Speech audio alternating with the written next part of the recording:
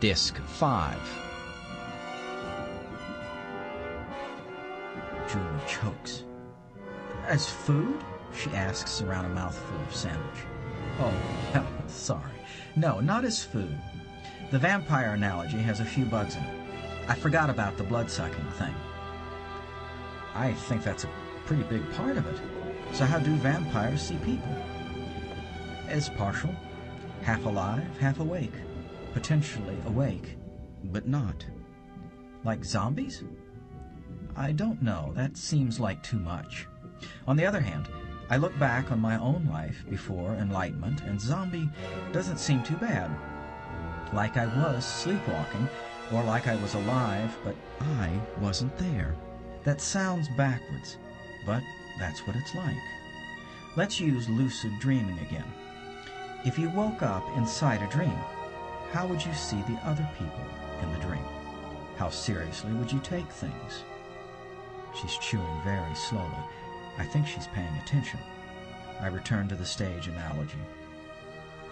Imagine you're in the audience watching a play, and you slowly come to realize that the actors don't know they're actors.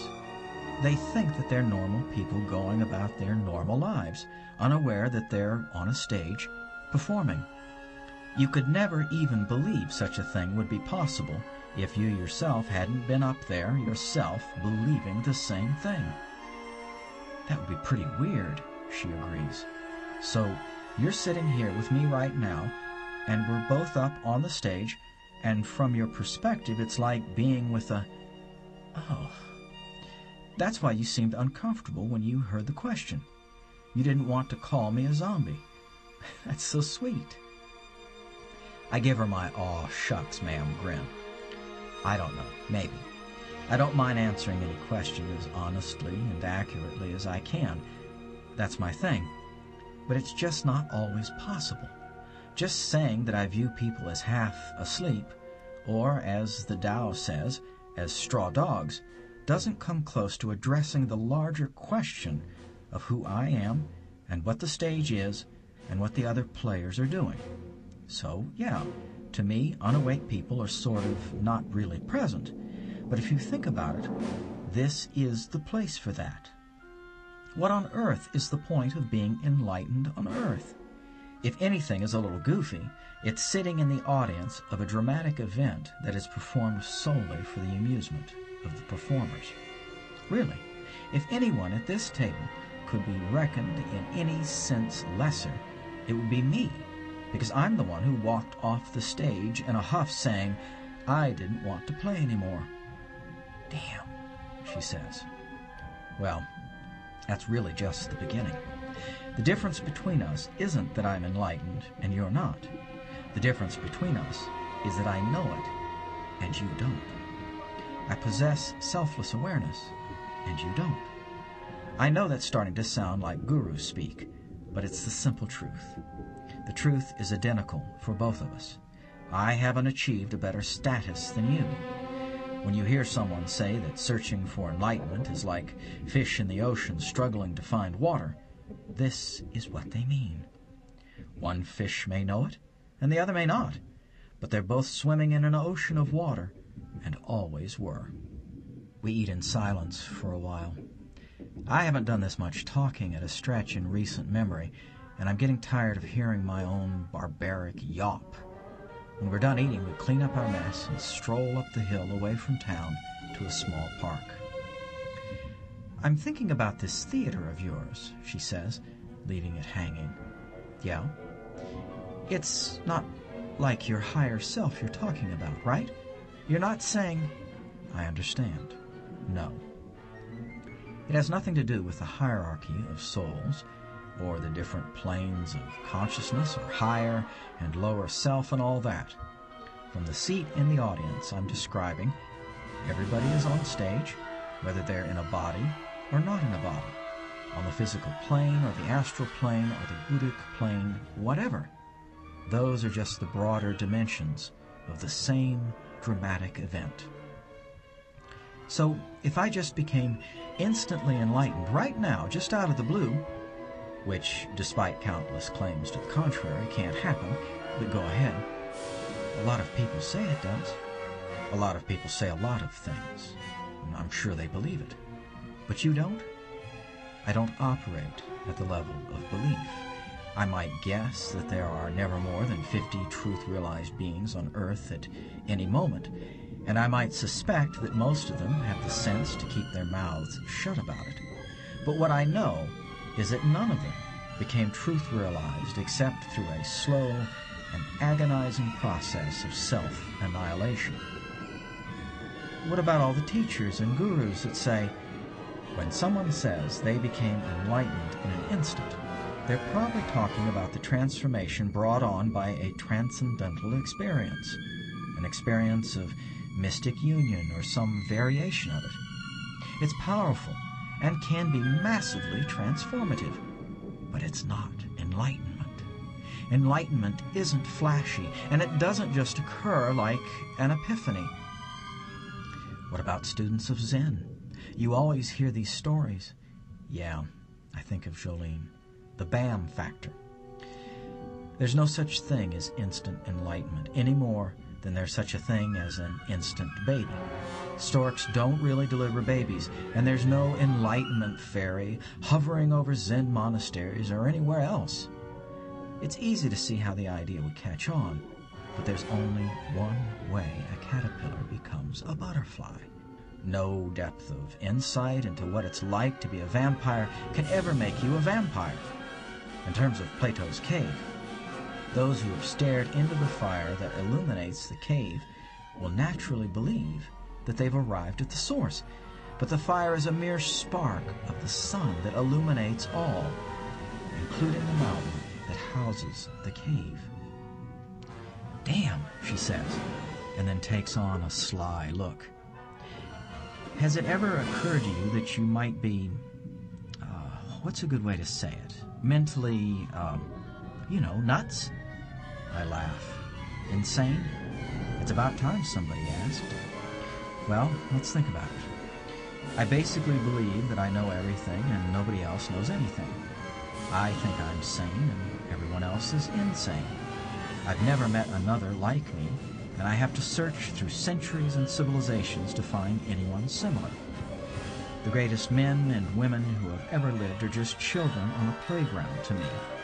I think that I know the mind of God, that the universe does my bidding, and that all of creation exists for my amusement. By what possible definition of the word am I not insane? She just stares at me. So, I ask, what was your question before I interrupted? She continues to stare. I totally forget. I just laugh. Chapter 20. Right here, right now. All forces have been steadily employed to complete and delight me. Now, on this spot, I stand with my robust soul. Walt Whitman. I roll into the driveway around 5 o'clock. It's not lost on me that Sonea engineered my absence, and I assume I'll now find out why.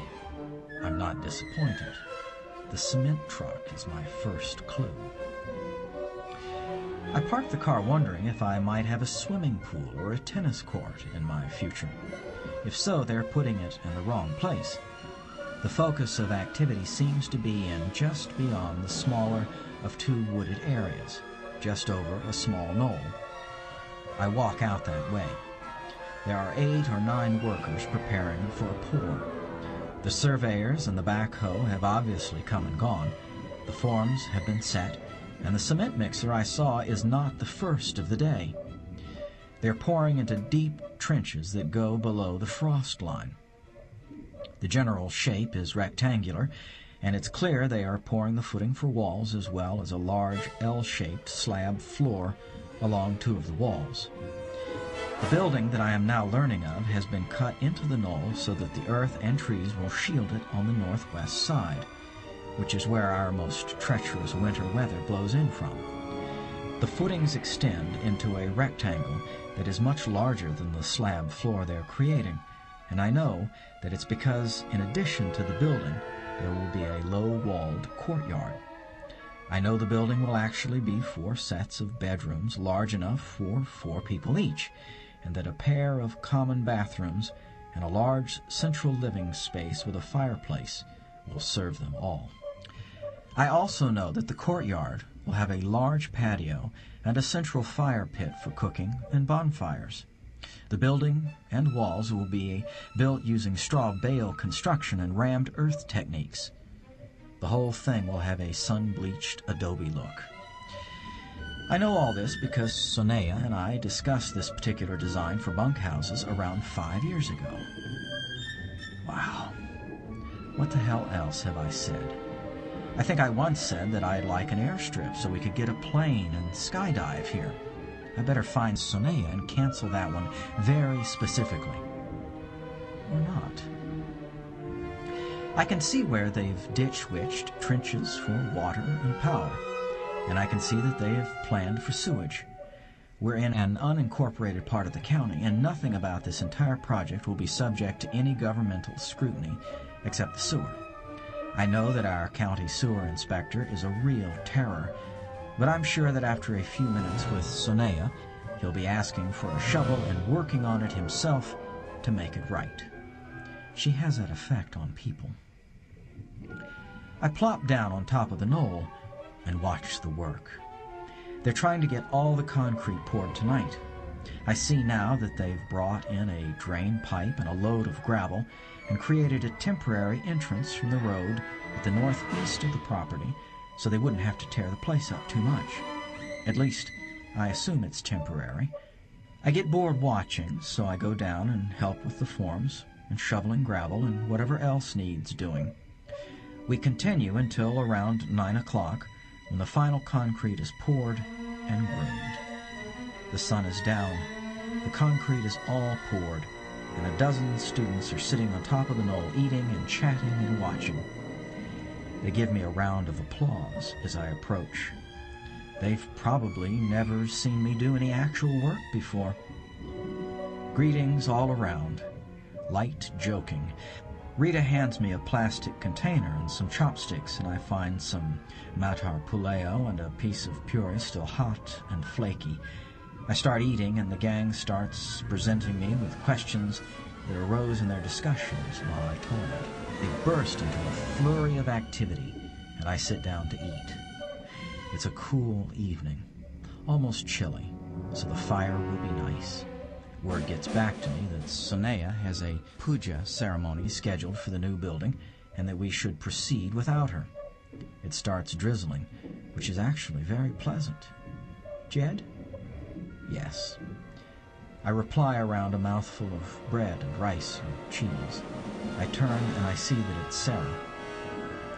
The last time I spoke with her, we agreed that she'd try to see beyond the generally accepted views about the benefits of her spiritual beliefs and practices and return to me when she had some fresh insights to share. After a few moments, she hasn't spoken, so I look and see that she's fighting back tears. Oh no, honey, what's the matter? Here, come on, sit down. I am not in the least bit immune to the tears of pretty young ladies. She sits on the grass next to me, and I wrap an arm around her. She nestles in and releases some pent-up tears. I couldn't do what you said. I tried. I thought about it a lot. I laugh and rock her playfully. Is that all? You had me worried. I thought something was wrong. You know what it means when you get stuck on something like that? She looks up at me, teary and childlike. What? It means you should come to me and ask. If people don't come to me and ask questions, well, I'm out of a job. You don't want to put me out of a job, do you? She laughs. What did I tell you? I said. No worries, Mon. Didn't I say that? She nods. And here you are, all worried about a silly question. Here's what we'll do. Are you going to hang around for the fire and to hear the old wise fool drone on tonight? Yes, she says. Okay. Just relax and enjoy the evening and come talk to me afterward, and we'll see how you feel, okay? Okay. Good. Now buzz off. If they catch me with my arm around a pretty